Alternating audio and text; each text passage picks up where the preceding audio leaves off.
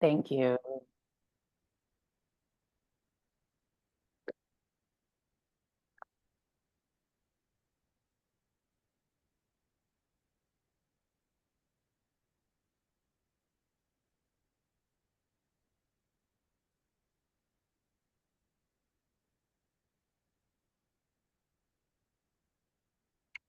Good morning, wherever you are. Welcome to the Skirball tapes, and we have a very, very special guest today.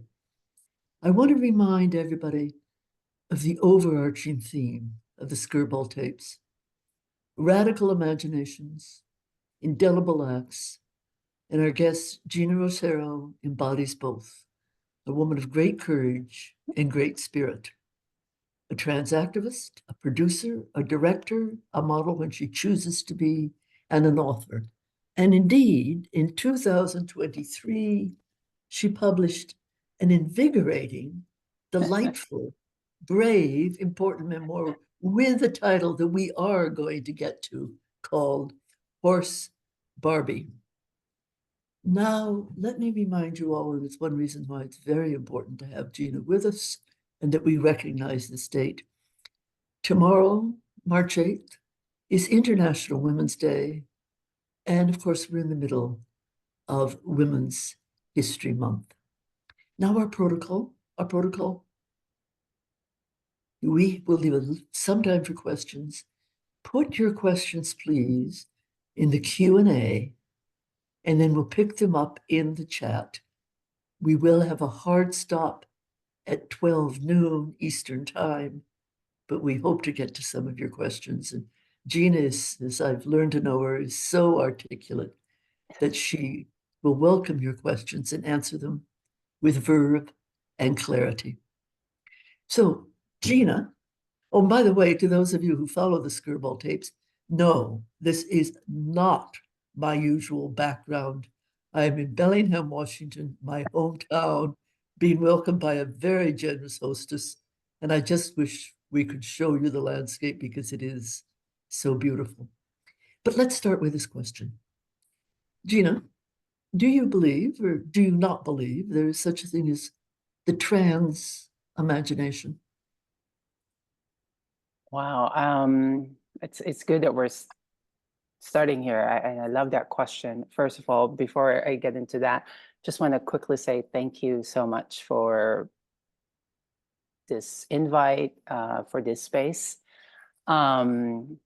I love when we really get to go deep into so many conversations that I hope we'll get to, amongst many other things. And to answer that question, yes, I believe in trans imagination. I think as someone who was born and raised in the Philippines, who at such an early age, who's had that sort of inkling of sort of affirmation of what was possible for me, I think as a trans person, transness, I believe in itself is the personification of making things that is possible, you know, both in knowing what's at stake, knowing wherever you are in the world where you're figuring out who you are. For me, it led me to see, you know, that I could be who I am, you know, and trans imaginations played such a big role in that. Well, let's talk about your life, which is an extraordinary life, at least to me. And I think to you too. Can we talk about your life and how imagination played its part? In the book you write, maybe while reading this book, you've gotten whiplash from how often my life changed overnight. So imagine, she speaks to her readers, how confusing it was to live it. I have to confess to you, Geena, I did keep a timeline of where you were when. But can we begin with the title of the memoir, Horse Barbie? Who gave you this name? When? And were you a little kid or were you a teenager? Or Yeah. You know, the book has been described as a saga, and it's because obviously someone born and raised in the Philippines and moving to the US. Um, I love when I remember distinctly the moment when I said that this is the title of the book. it personified so many things. And I've described Horse Barbie as both as a reclamation, but it's also a spirit. And I always say it's a reclamation because this is some context here for you. Growing up in the Philippines, when I started, we have a very mainstream culture of transgender beauty pageants and a very Catholic culture like the Philippines. Trans pageantry and Catholicism go hand in hand still to this day. And I remember at 15, I started joining trans beauty pageants, and it's talk about those imaginations. I reached the top of this very competitive culture and I'd say industry in the Philippines. And because I reached the top, the competitors, this was a dig. This is an insult. They started calling that I look like a horse, and because why you don't? I love. I don't. Where did they think you look like a horse, yeah, Gene? I think when I was 15, because I was really skinny, I was in my I had really long neck, and I guess that I have this very the profile on my face, like the protruding mouth, and the wig that I was carrying was it was so long and beautiful. It looks like a horse tail. So people like when I would go backstage, people would say, "Oh, where's that horse girl? Where is she?" As a form. Yeah, because I came out of nowhere. I was still in high school, and the very first pageant I won, I beat them all, and I became the new, talk of the town. And yes, it hurt to hear that, and I heard it from the pageant fans to the idols that I've looked up to, those beauty queens. So it hurt to be called a horse as an insult. But then one night, my trans pageant manager, Tiger Lily, who's also my mentor and my friend, she saw me on stage, and I guess the way I glided on my evening gown, she was like, "You know what? I saw that aura. It's almost like the spirit. You actually look like a horse Barbie." So that was the genesis of the name. And as I said, it's a reclamation of that insult. And I say it's a spirit because, in my journey from Philippines to especially New York when I was modeling, it became the thing that I had to hold on to be reminded of that spirit that I've had growing up in the Philippines. Did you talk about there are magical elements to the horse in Philippine culture? Yeah. But Barbie, is Barbie what I think Barbie is? Yes. Yes. No, you talk in the book. You had one brother and two sisters, and you would play with your sister's Barbie, but the price was, when you were a little boy, the price was that she played with your trucks. Yeah. So I you mean, have even that, like I knew I wanted to play Barbie because it gave me an access to, as I mentioned, imagination. It's also, people would say that, like, obviously, especially if it's outside our close family when we're playing with other kids. Um, yeah, it was just like, okay, it was almost like this agreement that I had with my sister. Okay, I'll give you my truck. She's obviously more in the tomboy in her ways, and playing with Barbies, I would go to the tailoring shops and ask for those fabrics, and I would create gowns for them, and I would feel like they were in a beauty pageant, all these Barbies. So it was also my way to imagine things. And yeah, and that relationship, little did I know, as I've gotten to talk about it in my book, was pivotal. Having that early, whether I knew it at the time, certainly it allowed me to early access that I could be. But you talked about so many tensions in your life. What was the tension like between this culture of the gay beauty pageants that everybody watched on television and the political status of trans people? Was that as degrading and stigmatizing as I think it was? Writing this book, it really allowed me to now sort of process, those, as you've mentioned, those very complex interlocking cultural norms, historical contexts. But for me at the time, I think what I was really aware of is that because the culture of trans beauty pageants in the Philippines that happens during a Catholic celebration. You know, the main event on a 5-day celebration in the Philippines that falls on a Sunday is a trans beauty pageant where everybody's watching, the whole neighborhood is watching, you know, kids are being, you know, cared by their parents. It's a street party, it's next to someone's house.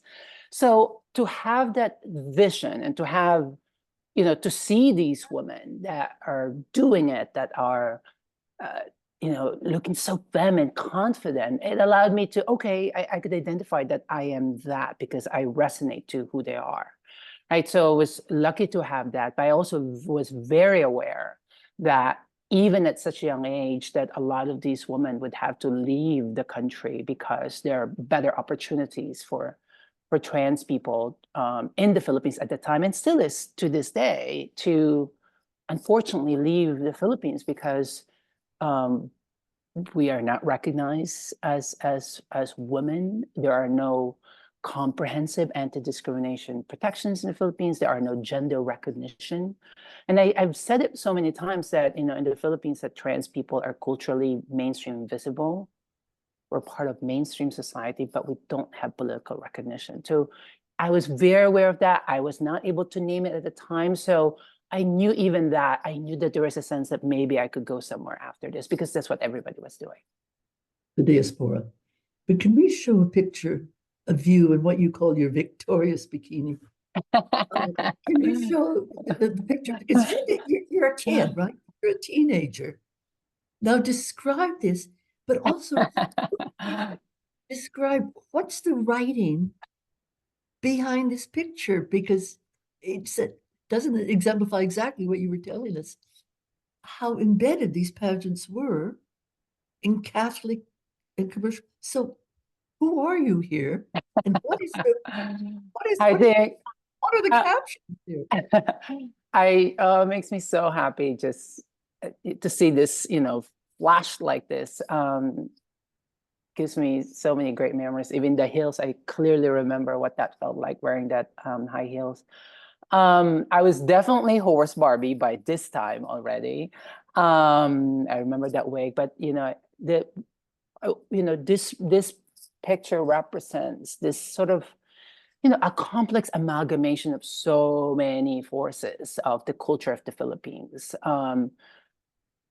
In the Philippines, we've had a long history of pre-colonial understanding and presence of gender fluidity. So it's very much embedded in our culture, right?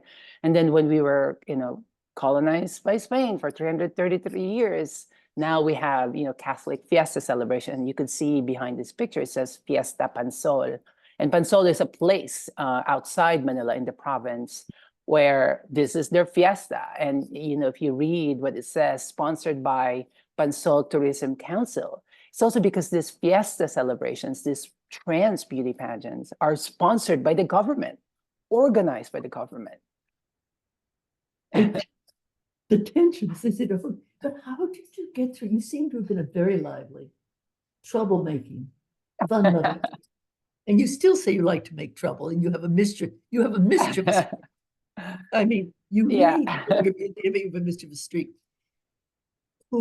And you thought of yourself as an effete boy in this culture.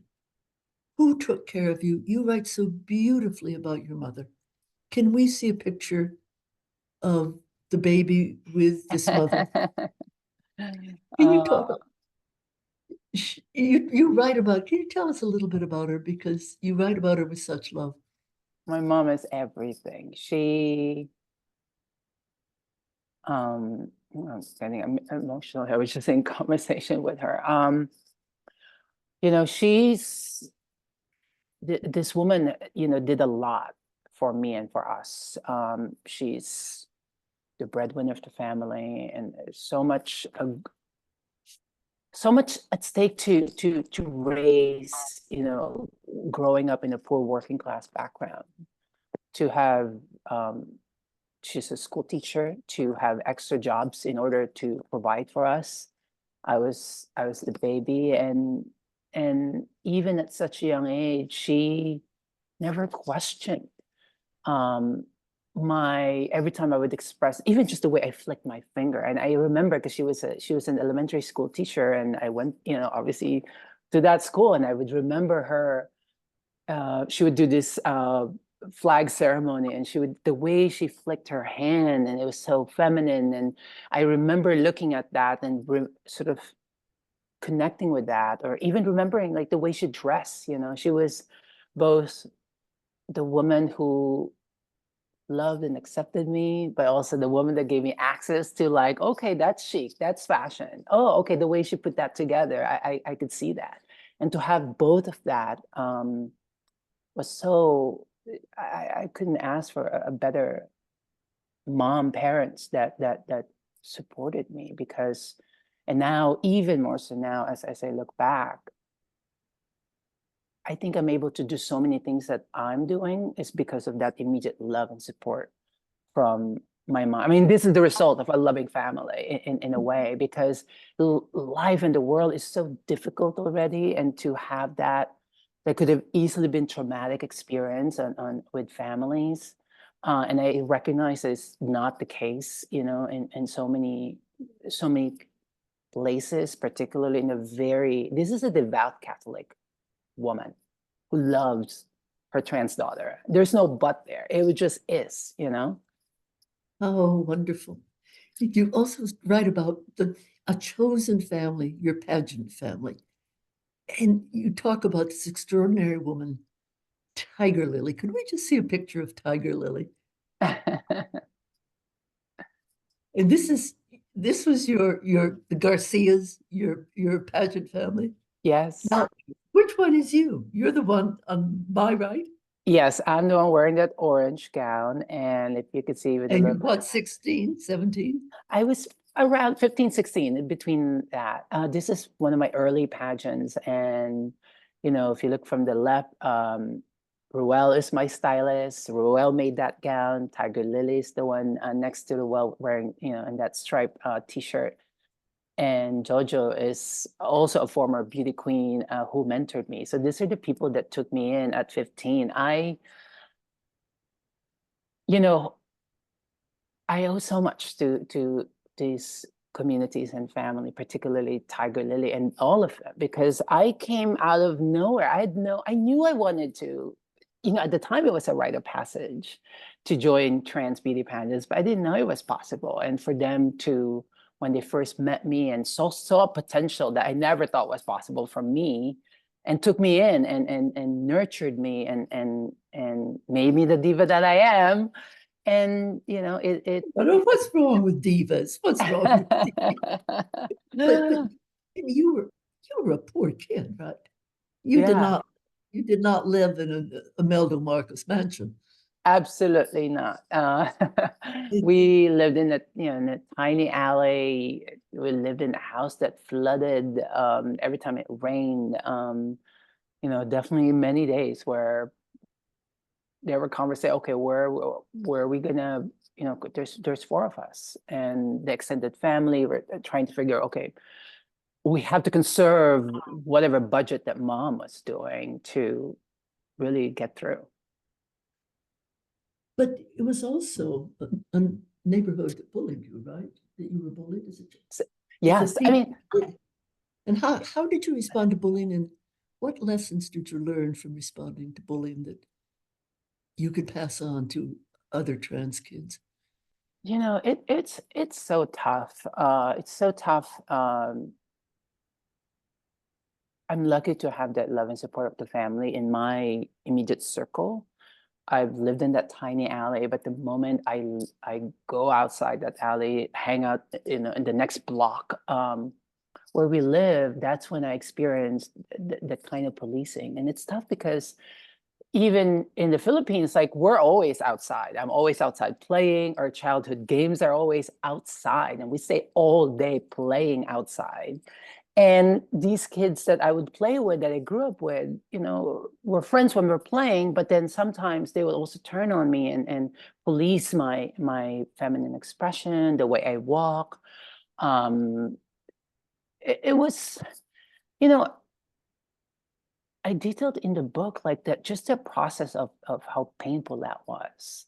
You know, And I think, and the purity of just playing with your friends and for them to turn on you because of this other part of who you are. And even at the time, trying to balance, like, do I choose to keep playing with them even though they would say something to me, or they would, you know, throw rocks, when I'm walking in their neighborhood. It's a tough thing to balance as a young kid. I mean, even, in our neighborhood, like, we have these tricycle tuk-tuk drivers where every time they would drive past me, because of the way they walk, they would pinpoint and clock the way I walk. And because of that feminine way, they would scream words. And these are, adult men. Yeah. Can I ask you about that word clock? It runs throughout. And Yeah. you desire at some point that we'll get to, because I want to ask you one thing more about your childhood. You say you want to be unclockable. Mm-hmm. What does that mean to be? What did it mean to be that no one could really know you, that you had defenses that could not be penetrated? Yeah. Is that what unclockable means? Yeah. I think it's different contexts in the Philippines and obviously the US when I moved here.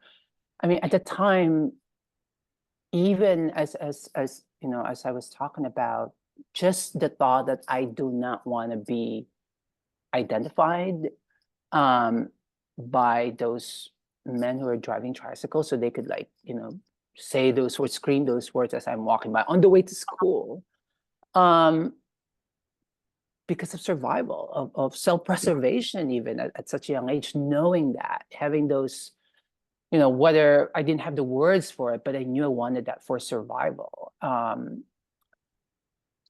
To But be I definitely know I didn't stop, walking, with a sway on my hips, because I knew that's who I am. And when I moved to the US, it was even more so a completely different context.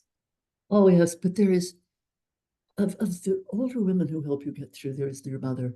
There's Tiger Lily in her advice, but there is a haunting figure in your book, and this is the trans model Tula, an English woman, right? Yes. Let me see a picture of her, please, of Tula. Yes. Come on. So, so Geena, but what else did she represent? Not that I mean to dwell on the more painful sides of things, but she appears in your book and she disappears and she appears and she disappears. What happened to her? What did she represent? Yeah, I mean, Tula, Caroline Cossey, Tula was her model name, and how, she's known in the world. Even when I was in the Philippines, I knew her story. Tiger Lily told me about her story. We all knew her story because at the time, I mean, I was 15, and, she's almost like this myth that people talked about, but even became even more focused when I was, deciding that, okay, I'm going to move to America. And Tiger Lily told me, okay, there's this girl. If you wanted to be a model, she became a model in the UK, all over the world, and then something happened to her, and she got outed in the most dehumanizing Oh, way. And yes, I saw that. I remember that because it's all over tabloids. We knew the story. But even then, I remember, just I saw, okay, maybe I could do what she did. Yes, it will be risky, but the drive to pursue the things that I wanted as a model and move to New York City was because of her. She showed me what was possible. And she was the first one that I could identify that I am her in that way of pursuing my dreams that, you know, let me say, it was very bold to say that. so here you're a risk taker and you know the risks. And then in 1995, right, your mother had come to America, leaving you with this desolate 12-year-old, and then you followed her as a part of the diaspora. Uh, you were this huge celebrity. You go off to America. You are still a teenager, and you were encouraged to become a nurse, right? Yeah. Yeah, And I mean, because this was the traditional, but how did this lead to your film about your PBS film about caretakers, the Filipina? Can you tell us a little bit about this film? yeah, so it's a docuseries on PBS called Caretakers. It's funny. I mean, this was happening during the pandemic. And for me, I believe this is around late 2021, early 2022, 2022. I remember seeing what was happening, and the voices that I was not seeing are voices of Filipino Americans that are caretakers, that are nurses. And the ones that I'm seeing are very, in a way, I understand, yes, the hospital setting, the medical environment setting, but I knew that there was more because I in the Philippines, caretaking is very embedded in our culture. We're a very communal culture. Like we have so many words to describe, the personhood of a person is always reflected as a we. You don't exist as an individual. So I knew that I wanted to tell stories of my version of caretakers, which is what I know, which is in also in a way to see the fullness of their lives, right? From a nurse who's had named Belinda, who's had this incredible journey from leaving Philippines to working in Iran Iraq War to Bellevue Hospital during the height of AIDS epidemic to the lead nurse at the Elmhurst, which is the epicenter of the COVID. Yeah. But also she just wants to dance with her girlfriends, to a drag queen in Seattle who's during the pandemic her mental health practice space was both literally split in half. I say where she does her virtual drag performance to also her mental health practice. I wanted to explore the relationship between that, and for me these are the caretakers that I know, which are not just, yes, the important work of being a frontline worker, but also the fullness of the life and the dream and the That's very personality, important. Very important. Very Yeah. important. But to go to these turns you're taking, you land in San Francisco. You're not, despite your enormous respect for caretakers that you show in the film. Where do you end up for your first job? Yeah, my mom definitely gave me that application to, at a nursing school. And I just, I was a pageant diva in the Philippines. I was, it's just, I was 17 years old. I wanted to continue that life and to explore that. And certainly I was met with cultural shock because my mom's like, there's no such thing here. There are no fiesta where there's many pageants. I've done pageants, two pageants, and there's no such thing. There are pageants that are held once a year, held by communities, but not like as a job.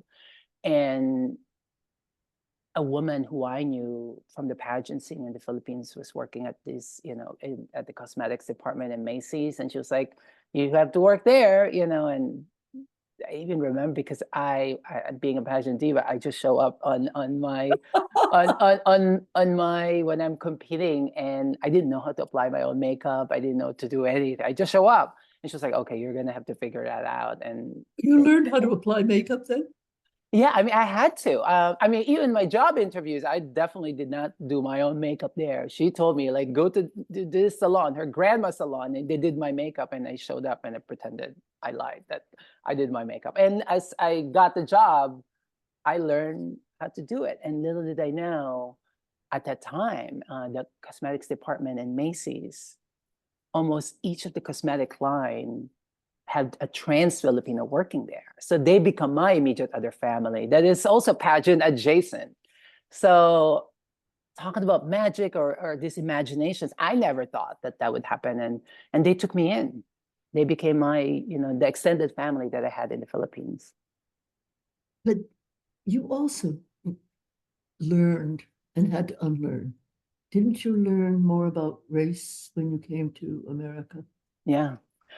And I had no concept of that. In the Philippines, we're Filipinos, and we're living a life. And then when I moved to America, the notion of this is you and it's compartmentalized to a very particular segment in society. And I was lucky to have that immediate community of trans Filipinas that gave me a sense of, okay, I still have this community, but every time we go outside that, we're seen as as the other, as the marginalized, at the only particular segment of society. But then you begin to model, don't you? And you become a model. You become a model, but at the same time, this, on the one hand, you're becoming a model. On the other hand, you become this hyper vigilant person, right? So what you hear now, the knocking is, I am in the house, and I have a wonderful hostess, but I don't know who's in the door. So let's just continue, shall we? Yes, yes. Right. The fear of is this where you learn how even more to be unclockable? Yeah, I mean, it's I remember every time we would do makeup with my trans Filipino friends in San Francisco, every time in the most casual way of when you do your makeup right, it's like you're unclockable. We have a word called wabuking, which is a queer Tagalog word, which is basically means unclockable. And it's like it's the affirmation of who you are, but also at the same time as it serves two purpose of, oh, maybe you could be safe today. Because I learned early on that the way America sees gender, particularly trans people, as something to mock, as an abomination, as a um, as something to be ashamed of. And I always talked about, like, in the culture in the Philippines, the mainstream visibility of trans people in media.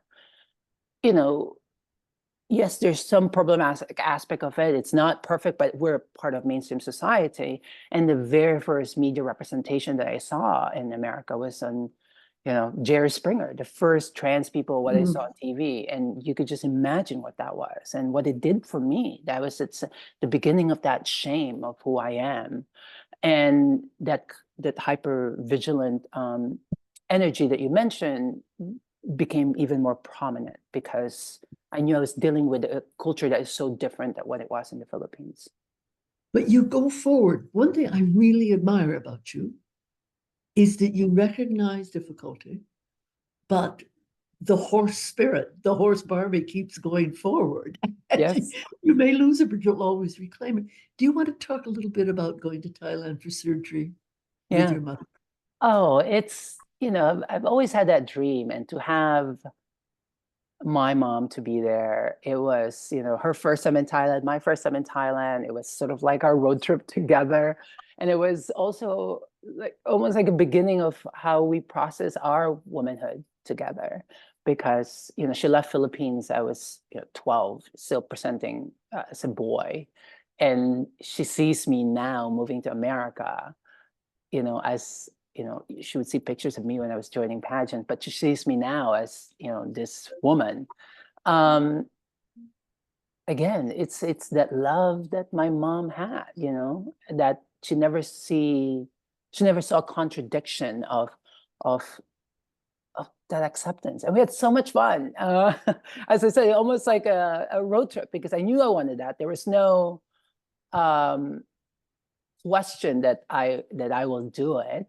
Um, and she was there. She tagged along and she took care of me. She, in moments when I'm craving a specific food, my mom will go down the hotel and like get me that food.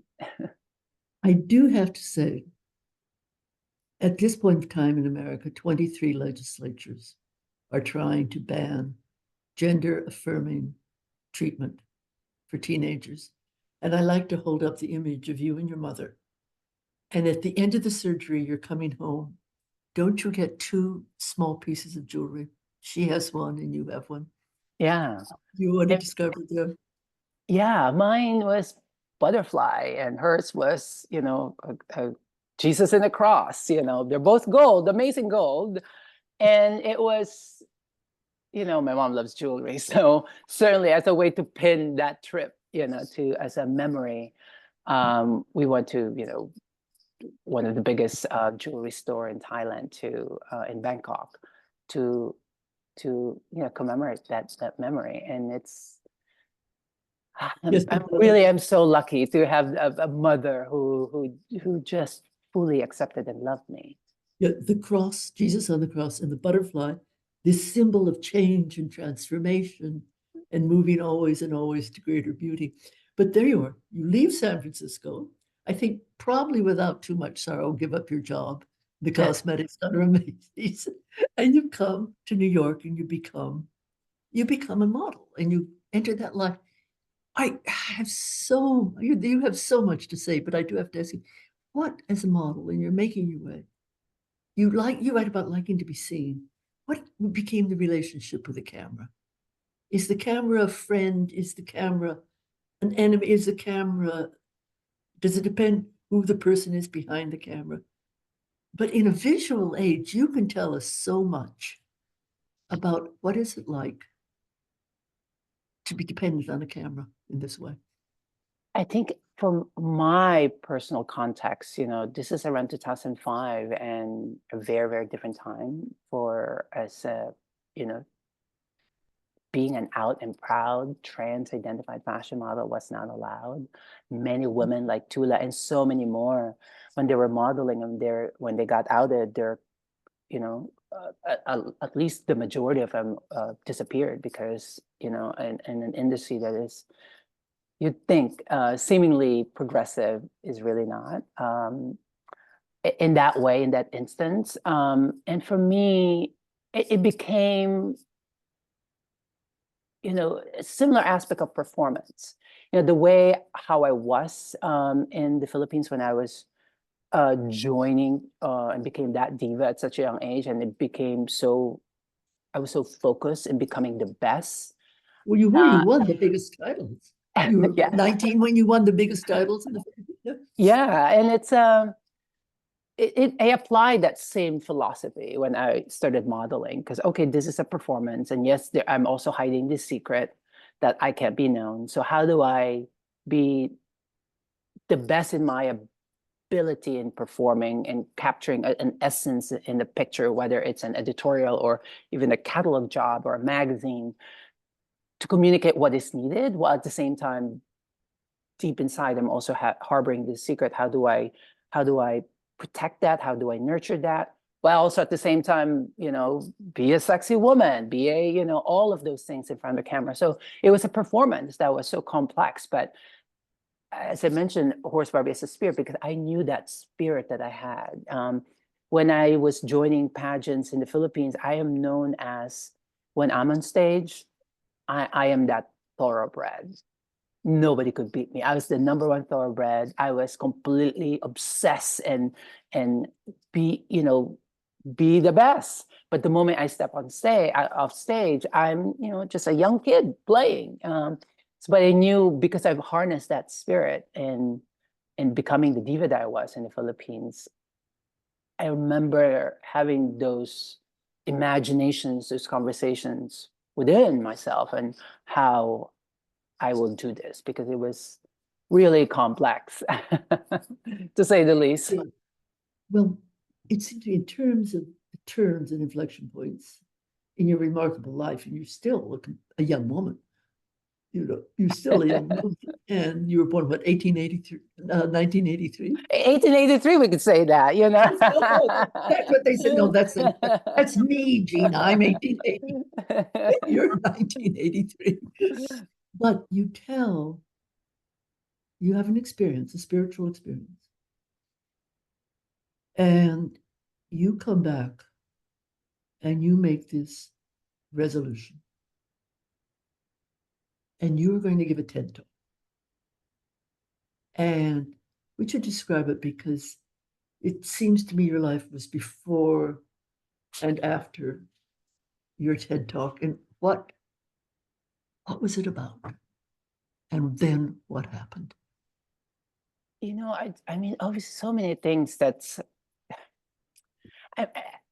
I was about to turn 30, and I got really exhausted in managing so many different.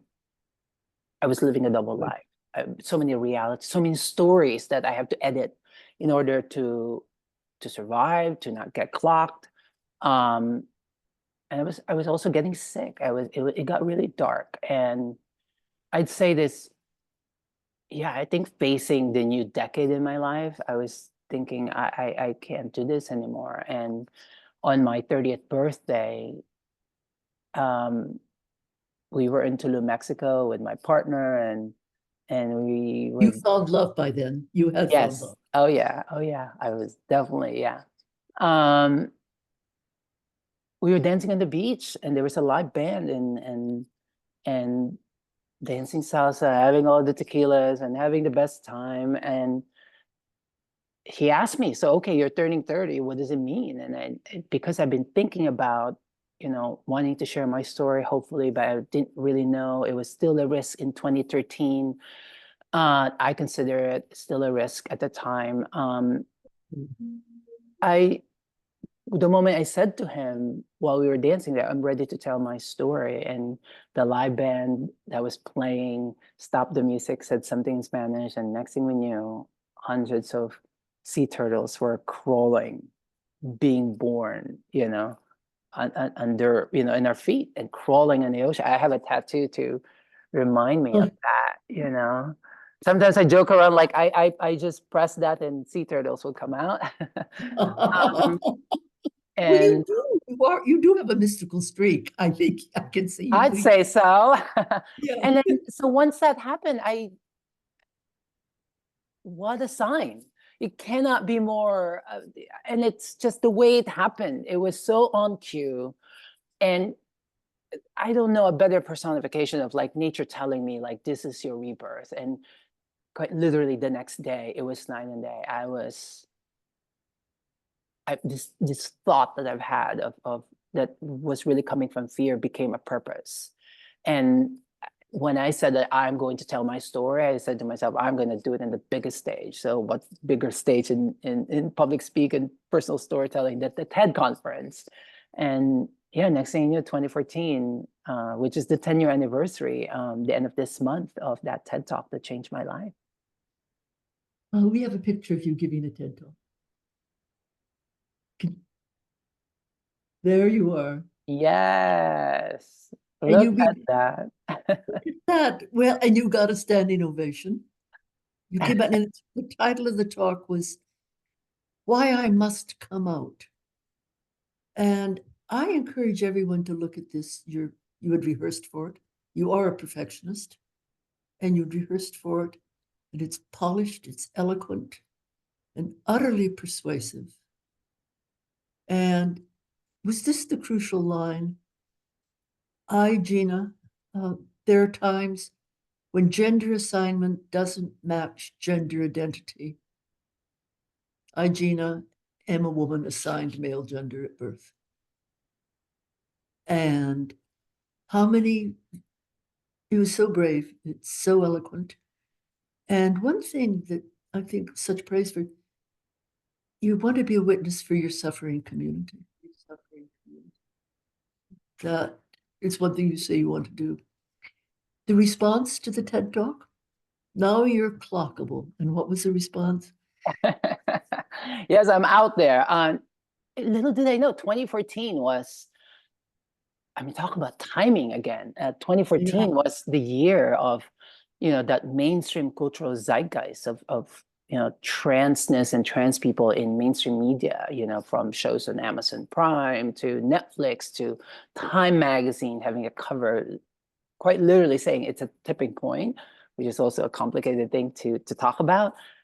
I I was propelled in this and I wanted to do that. And I joke about this now. I felt like I was having an Angelina Jolie moment in my career because, I was a sexy fashion model in bikini, and here I am speaking at the UN, World Economic Forum, the White House, and sharing my story from a really global perspective of who I was from the Philippines. And I launched an advocacy campaign advocating for policies.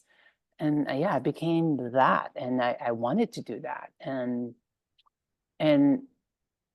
yeah, there was a wave of that, trans visibility that was happening.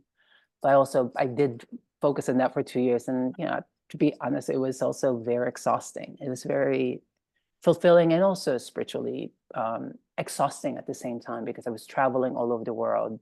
Yeah, you're translated into 32 languages. Yes, I could be in so many places, in a week.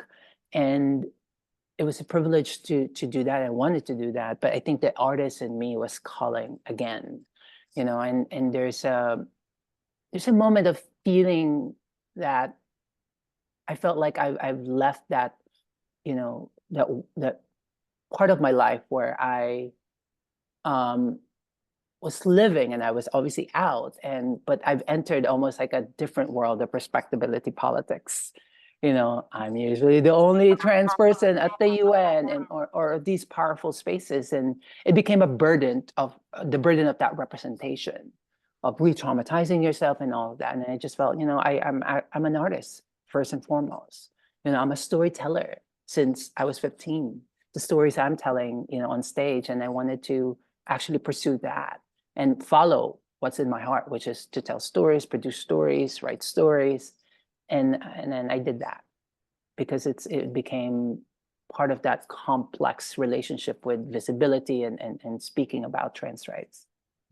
But before that, there is a lovely picture of you with President Barack Obama.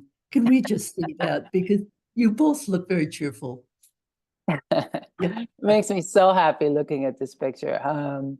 My mom have this frame for sure, and people that have seen this, they were like, "We've never seen the president laugh like this." I was definitely telling a joke, and this is the DNC. I had a speech and I introduced him, so I had a chance to meet him backstage. Um, there's so much else that I would like to talk to you about. The critique you must have taken, your battles within feminism, and were you critiqued very much by the TERFs, the trans exclusionary radical feminists? Did you have your share of arrows thrown at you? Absolutely, and it still does. I think it's just, I wouldn't even say like just part of it. Like I think I even want to go deeper in this. Like I know that who I am, not just as a trans person, but as someone who speak about my immigrant identity, my pre-colonial indigenous roots, all of that, my migration story, who I am as a storyteller, it challenges people in their own conception of what was possible for a trans person, for a POC trans person, an immigrant person, because I dared to take up space and be unapologetic in my visions, in the project that I do. And I could imagine people that are for so long that their very identity is bound up to this very rigid identity of gender, is just this binary, is what we've been told as this myth of the dream, of the American dream, of who gets to have that.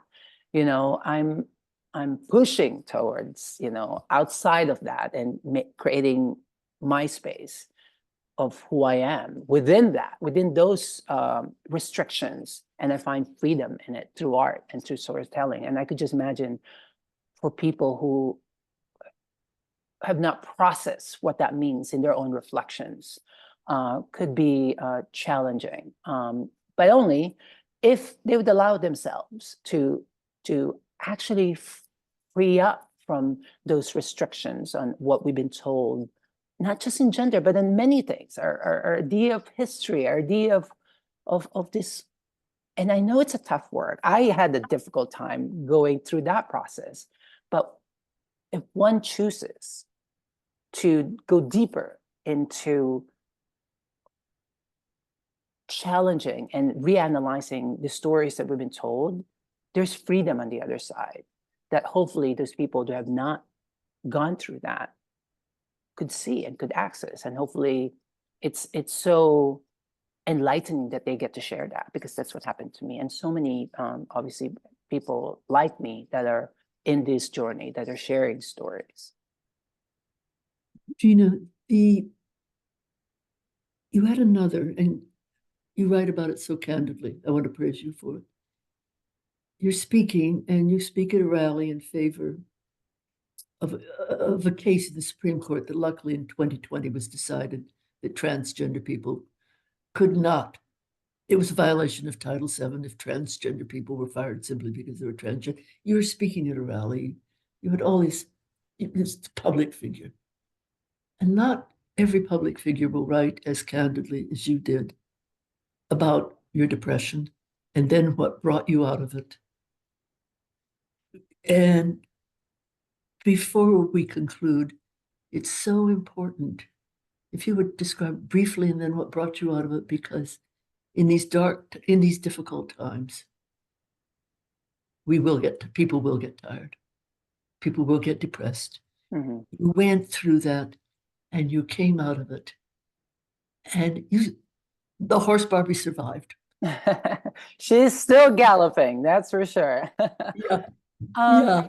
It was I wanted to, that was an important inflection for me. I think even the way it happened in that context, I had just, finished an incredible, I was that year, around August that year, I was named, the first AAPI Playboy Playmate. I was, doing a lot of this incredible media, global media affirmation, and then to have that whiplash of being in front of the Supreme Court and asking for my most basic rights for me and the rest of, the people that have been doing this work. It was that whiplash of that reminder, and I went through that dark moment, and it was tough. It was it was even my birthday month, and it got really dark that I couldn't even see the person that even I expected that like could turn around and imagine these imaginations and this magic that I've been I've used in this spirit. I couldn't get past that, and I wish I could say that I was really like I could have that spirit, but I just, whether I knew it or not, I just let it be. And weeks and weeks and weeks, and I think to see the next thing on the calendar where it was my mom's birthday and we have this scheduled trip with my family, I needed to be strong for my mom and my sisters because they, and to think that I want to be with them and to be in that space of just having that bond got me out of that, slowly got out of me out of that. And I think a reminder of that is, I think one lesson is really being surrounded by those people that love you truly, that nurtured you, that would allow you to give that space, but also this is what's real, So it was love was the light that brought you out of the darkness. Yeah, it was. As well as, I'm so eager to see what you're going to do in the next inflection point of your life.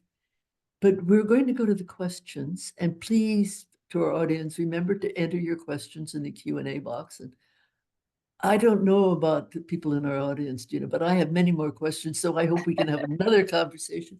But before we go to the questions, I'm a pageant girl at heart. Give it to me. Come on, I like my okay, you can do it. Okay, but there's one more thing. First, I'm so eager to see what you are going to do next, and I hope you keep what you call trans joy alive. I hope you help to keep that spirit alive. But if we could go to Horse Barbie, the book, your memoir, and if you could just read the last paragraph or two, which is, yep, that's it. Your letter to trans and queer and gay kids. Yeah. Your letter. Yeah. If you could just read that, and then we sure. might leave time for a couple of questions, but absolutely. Thank you. Thank you. No, thank you. Again, thank you all for being here. This is an epilogue, the last parts of my book, Horse Barbie. Many students ask me how I keep my drive and my optimism, because I'm still very much an optimist. I answer by telling them about growing up in the Philippines, where trans people have maintained mainstream visibility but no political recognition. In a way, that's the reality many on the right are trying to bring about in the United States. A future where people like me are on TV and in magazines, but not teaching in schools or using public bathrooms.